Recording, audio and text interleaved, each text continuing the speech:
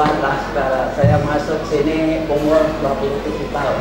Ya, sekarang sudah 70 tahun. Ya saudara, jadi yang dikatakan seumur hidup. Maka biarlah kita bersyukur, Allah itu begitu baik. Amin. Saudara, saya pertama-tama saya ucapkan selamat malam, selamat hari Natal. Haleluya.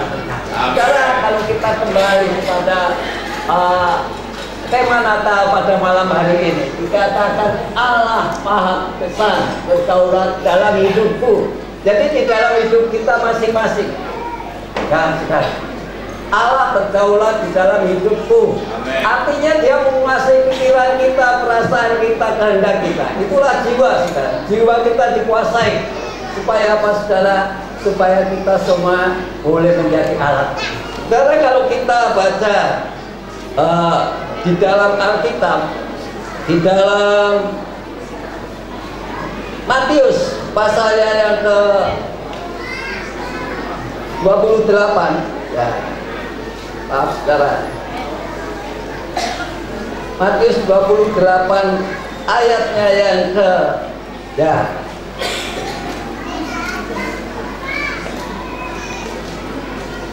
ayat yang ke-18. Yesus mendekati mereka dan berkata, kepadaku telah diberikan segala kuasa di surga dan di bumi. Saudara, Yesus katakan kepada murid-muridnya, segala kuasa sudah diberikan kepadaku, baik di surga, baik di bumi. Kenapa Yesus mengatakan demikian? Karena pada saat itu Yesus setelah bangkit dari kematian, murid-muridnya tidak percaya. Mereka semua masuk, mereka semua putus asa, mereka semua kecewa.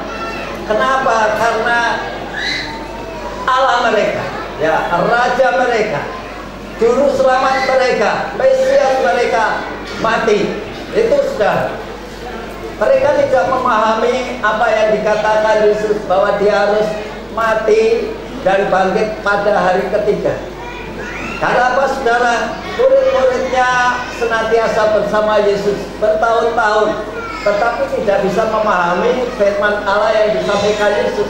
Karena apa? Karena Roh Kudus belum mengurapi di dalam hidup mereka. Itulah sebabnya, saudara, saat Yesus bangkit dari kubur, dari kematian, selama 40 hari dia melawati murid-murid, ingin memberikan satu keyakinan bahwa dia sudah bangkit.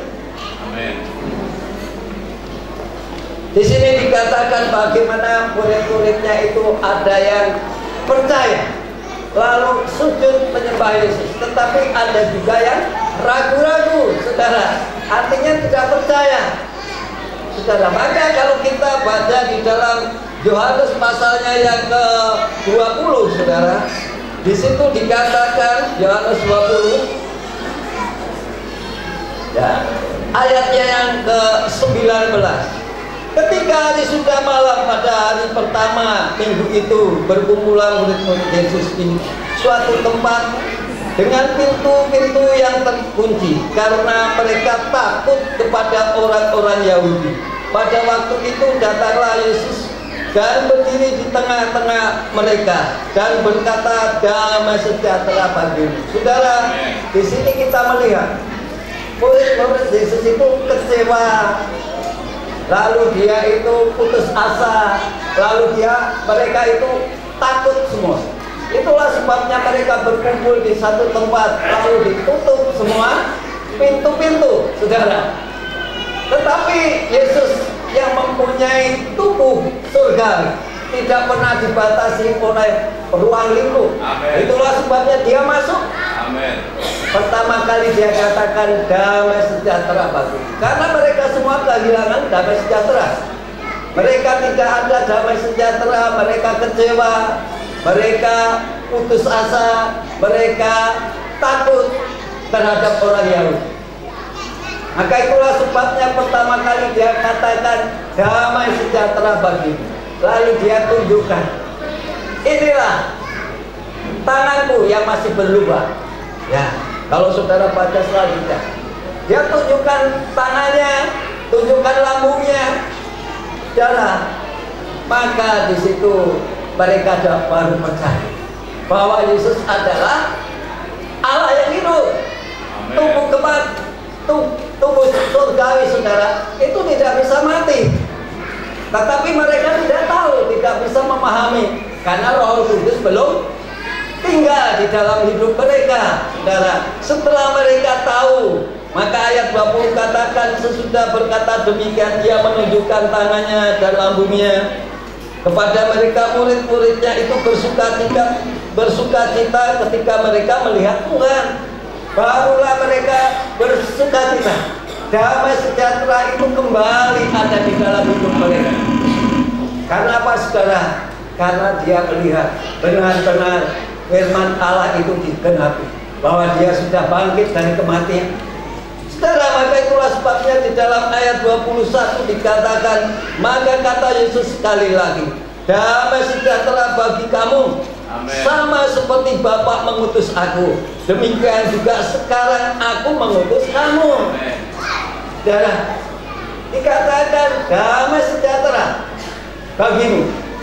Seperti Bapa mengutus aku, demikian pula aku mengutus kamu. Lalu ayat 22 dikatakan, dan sesudah berkata demikian, Ia mengumbusi mereka dan berkata, terimalah Roh Kudus. Mereka diumbusi dengan napasnya Yesus. Saudara, kenapa, saudara? Dulu waktu manusia pertama Adam itu dijadikan dari lebutan, lalu dinapasi dengan napas hidup, itu roh, lalu menjadi makhluk yang hidup, itu jiwa. Maka manusia pertama punya roh, jiwa, dan tubuh. Tetapi saat dia berbuat dosa, rohnya mati, rohaninya mati, saudara. Tinggal jiwa dan tubuh. Itulah murid-murid Yesus. Maka itulah sebabnya untuk mengutus mereka, Yesus memberikan kuasanya kembali. Diimbusilah mereka dengan nafasnya dan berkata, terimalah Roh Kudus. Amen. Saudara, ini, maka itulah sebabnya sejak itu murid-murid memberitakan Injil. Segala firman Allah yang pernah mereka dengar itu hidup, karena Roh Allah ada di dalam hidup mereka, saudara. Amin. Markus 16 ayat 20, saudara, dikatakan di sini. Markus 16 ayat 20, ya, dikatakan di sini, ya, mereka pun pergilah memberitakan Injil ke segala penjuru, dan Tuhan turut bekerja. Amin. Mereka lalu memberitakan Injil setelah mereka dinapasi dengan napas Yesus.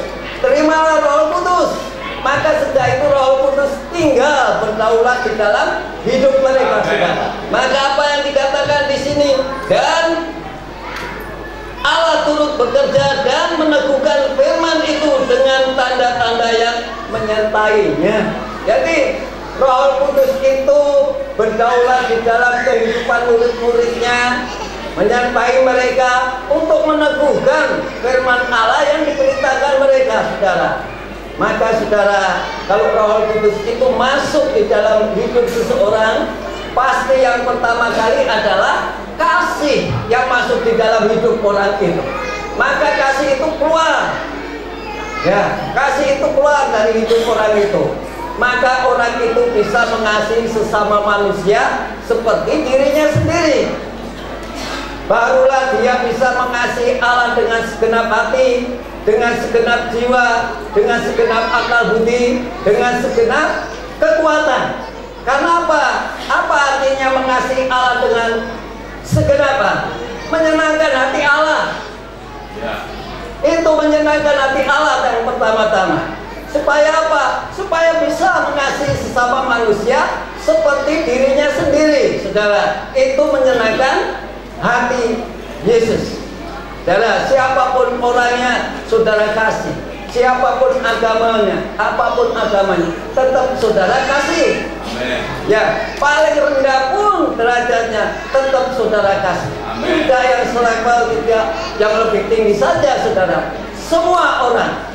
Maka itu kalau Roh Kudus masuk di dalam hidup kita, dia bisa mengasihi sesama manusia dengan segenap hati seperti dirinya sendiri.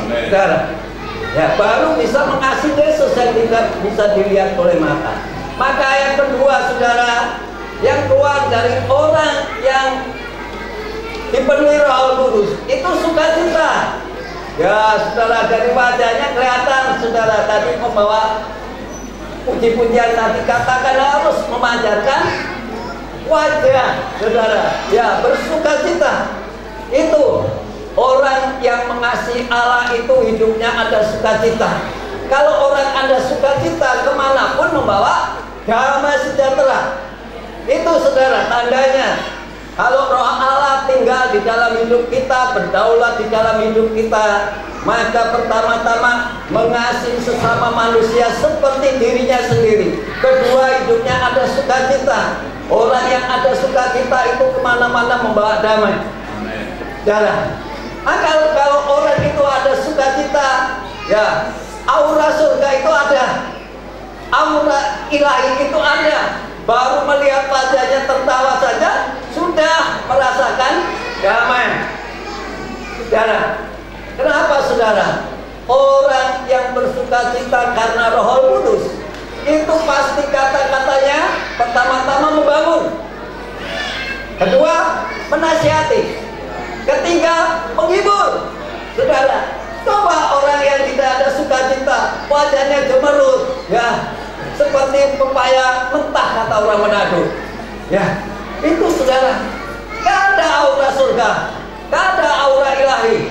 Kata-katanya meruntuhkan.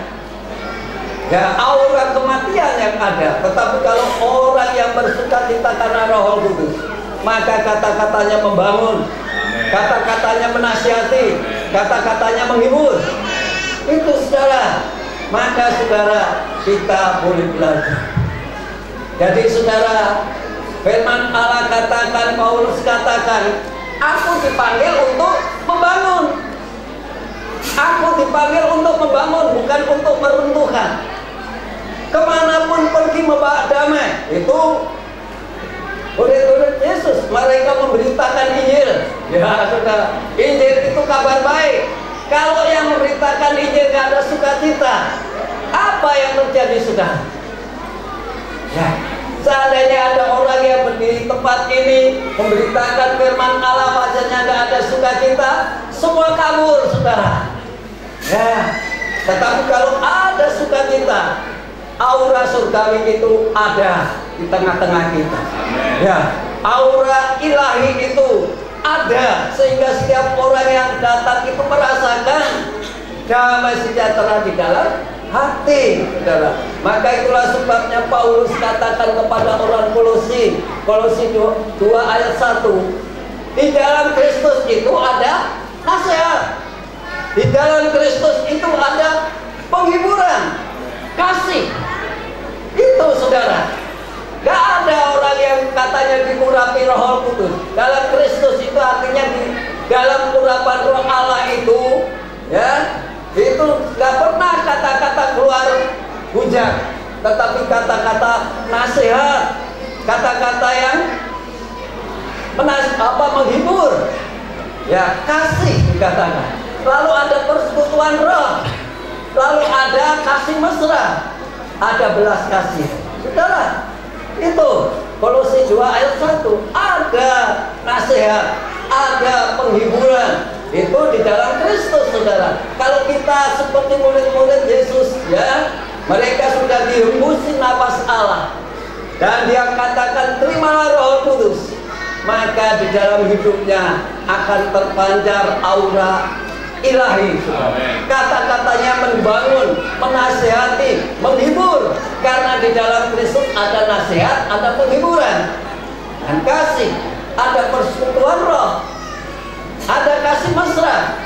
Saudara, saya ingin tunjukkan kepada saudara bagaimana gereja yang kecil, ya, ada 7 gereja di Asia kecil, saudara. Itu ada gereja 1, ya, ada gereja 7, cuma 1 yang tidak dicelai, yaitu di dalam Wahyu pasal 3 ayat yang ke-7.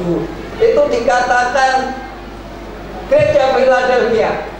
Saudara, itu Yesus katakan, aku melihat kekuatanmu tidak seberapa, tetapi kamu menuruti firmanku. Itulah sebabnya aku membuka pintu yang tidak bisa ditutup oleh orang lain. Saudara, itulah gereja Philadelphia, saudara, di kota yang kecil. Ya, tetapi di dalam gereja itu ada kasih persaudaraan. Itu saudara, Philadelphia artinya kasih persaudaraan. Tadi Kolose katakan ada kasih mesra. Ya, Paulus katakan di dalam Kristus itu ada nasihat, ada penghiburan, ada persekutuan roh, ada kasih mesra, ada kasih persaudaraan. Maka saudara, gereja Philadelphia ini saudara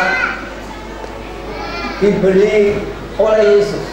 Yesus katakan, aku membuka pintu bagimu yang tidak bisa ditutup oleh siapapun. Itu saudara. Karena apa? Karena aku tahu kekuatanmu tidak seberapa, tetapi kamu melakukan firman-Ku. Saudara, itu saudara, kota Philadelphia itu kota kecil, saudara, hampir dekat dengan Athena, Yunani sana, saudara. Orang sana katakan Philadelphia itu Athena kecil. Karena apa? Athena itu kotanya indah, saudara.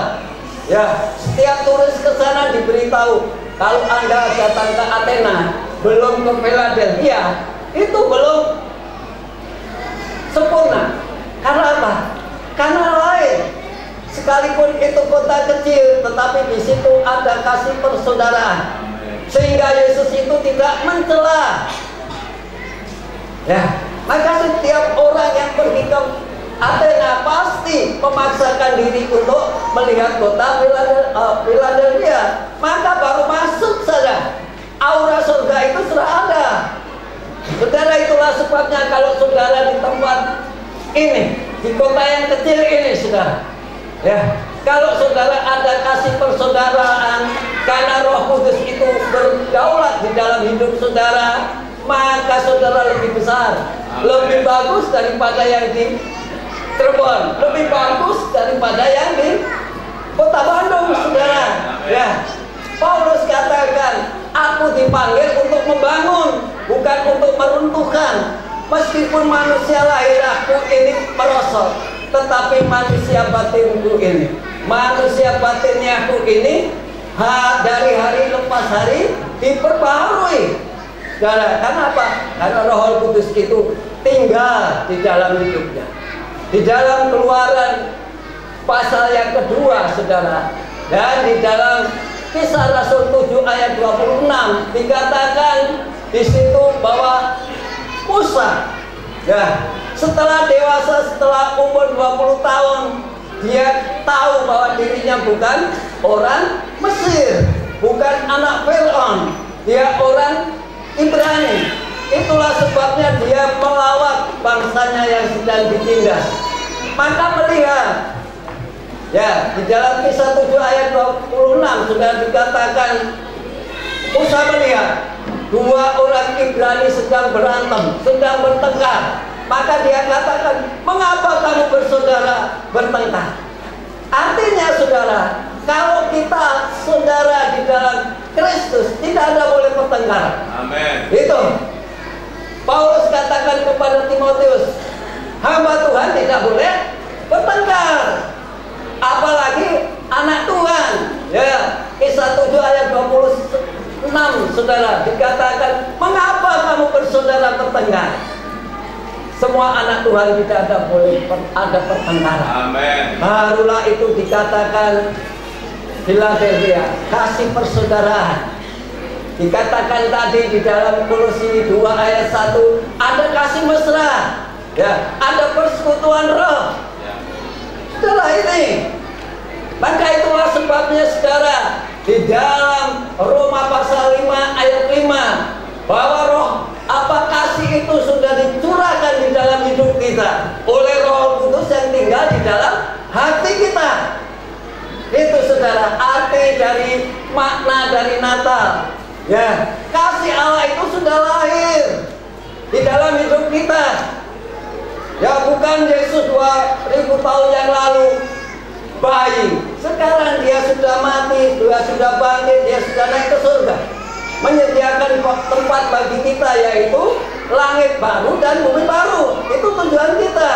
Maka itulah sebabnya kalau kita ingin masuk ke sana, Yesus katakan, aku sudah membukakan pintu bagimu. Amen. Yang tidak bisa ditutup oleh siapapun. Amin. Ya, saudara. Maka kalau kamu berhasil sampai masuk ke pintu itu, dikatakan bahwa kamu akan menjadi soko guru dalam kerajaan Bapa.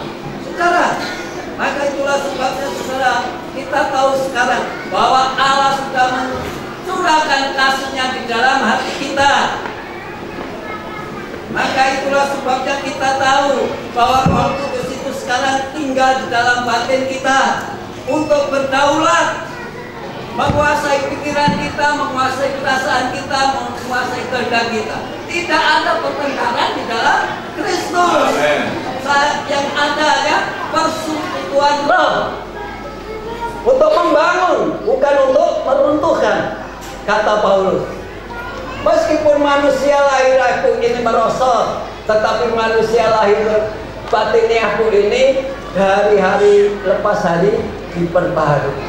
Saudara, jadi kita tahu sekarang bahwa kalau Allah turut bekerja di dalam hidup kita untuk meneguhkan firman Allah yang kita sampaikan, kemanapun kita pergi, Allah akan memakai kita. Amen. Saudara, tanpa Allah kita tidak bisa.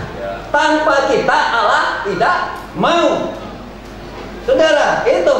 Jadi kalau saudara-saudara jemaat di tempat ini, saudara boleh merasakan Roh Allah berkuasa atas hidup saudara, dikatakan Roh Allah yang berdaulat di dalam hati kita ini, saudara akan ambil bagian di dalam pekerjaan.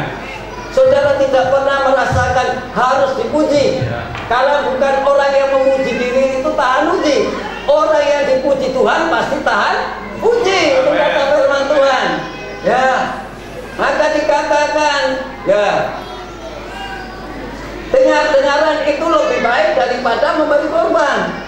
Orang yang memberi korban belum tentu dengar-dengaran, tetapi kalau orang yang dengar-dengaran pasti memberi korban. Itulah sebabnya ambil bagian, bantu gembala saudara. Ya, gak usah pakai diangkat-angkat majelis saudara, ambil bagian. Itu pekerjaan Roh Kudus di dalam hidup kita saudara. Tidak perlu dipuji oleh siapapun. Bukan orang yang memuji diri tahan uji, tetapi orang yang dipuji Tuhan pasti tahan uji, saudara. Ya, maka mari saudara ambil bagian di dalam pekerjaan Tuhan. Amen. Kita memasuki ya tahun 2014, saudara, dengan berkat Natal pada malam hari. Amen. Ya. Maka saudara, kalau Roh Kudus itu berdaulat di dalam hidup saudara, dia akan mendorong saudara, dia akan menggerakkan saudara untuk baca Alkitab. Tidak ada Roh Kudus memberikan kemalasan untuk baca Alkitab. Tahun 2012 saudara, ya, kami Natal di ibadah, saya katakan kita ini gereja apa? Penyebaran Injil. Ya. Pernah baca Alkitab dari Kejadian sampai Wahyu selesai? Belum. Mulai tahun 2013 kita akan baca ya Alkitab dari Kejadian sampai Wahyu, saudara. Ya, saudara, seperti ini saya bagikan mereka semua, saudara. Tiap ini lembaran ini 1 bulan sekali saya bagikan. Baca sama-sama. Memasuki tahun 2013. Baca semua dari tanggal 1 Januari. Ya, saudara. Maka saya katakan tahun 2013 itu bagi dunia angka 13 itu angka sial. Tetapi bagi Allah diubah menjadi angka keberuntungan. Amen. Ya, angka 13 angka kutub diubah oleh Allah menjadi angka berkat. Ya, saudara. Maka tahun 2013 saudara benar-benar terjadi keberkatan di dalam gereja yang ada di Cibadak, saudara. Ya, semua rajin, semua doa puasa, semua doa malam semalam-malaman. Saudara kasih yang mula-mula itu melanda, sehingga segalanya Allah cukupkan, tidak ada yang berkekurangan. Segala masalah persoalan yang sulit bagaimanapun, Allah di dalam Yesus sanggup menyelesaikan masalah itu. Maka saudara, memasuki tahun 2014, saudara, kita akan yakin tanpa Allah kita tidak bisa.